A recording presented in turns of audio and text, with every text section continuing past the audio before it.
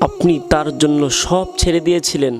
আল্লাহকেও আপনি ভেবেছিলেন সে চিরকাল আপনার থাকবে, কিন্তু আজ সে অন্য কারো জীবনে চলে গেছে।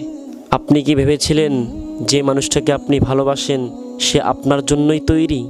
আপনি কি কাউকে আল্লাহর চেয়েও বেশি ভালোবেসেছেন কখনো?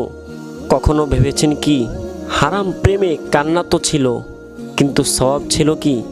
আল্লাহকে কষ্ট দিয়ে, আল্লাহকে নারাজ করে অন্যকে হাসানোর ভালোবাসা আসলে কি ভালোবাসা?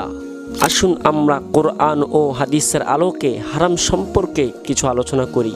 প্রিয় দিনী ভাই ও বোনেরা, আলোচনাটি শুরু করার আগে আপনাদের কাছে একটা অনুরোধ থাকবে, ভিডিওটি শেয়ার করে অন্য ভাই ও বোনকে দেখার সুযোগ করে দিবেন।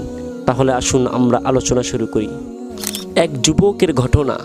এক যুবক এক মেয়ের সাথে 5 বছর হারাম রিলেশনে ছিল, হারাম সম্পর্কে লিপ্ত ছিল। তার নামাজ বাদ, রোজা বাদ, সে মা বাবার কথা অমান্য করে, পিতামাতার কথা শোনে না, শুধুমাত্র ওই মেয়েটার জন্য, ওই মেয়েটাকে পাওয়ার আশায়। একদিন হঠাৎ করে মেয়ের ফ্যামিলি মেয়ের বিয়ে ঠিক করে ফেলে। তখন ওই মেয়ের বিয়ে হয়ে যায়। আর এই দিকে সেই ছেলেটা শুনে কান্নায় ভেঙে পড়ল, আর মনে মনে বলতে লাগলো, আমি এতদিন ভেবেছি সে আমার জন্যই তৈরি, কিন্তু না, সে অন্য কারোর জন্য তৈরি। এটা মনে মনে ভাবতে লাগলো আর অঝরে কান্না করতে লাগলো।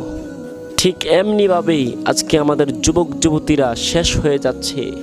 আল্লাহ পাক রব্বুল আলামিন বলেন, তোমরা ব্যভিচারের ধারে কাছেও যেও না, এটি অশ্লীল ও জঘন্য পথ, নাউজুবিল্লাহ।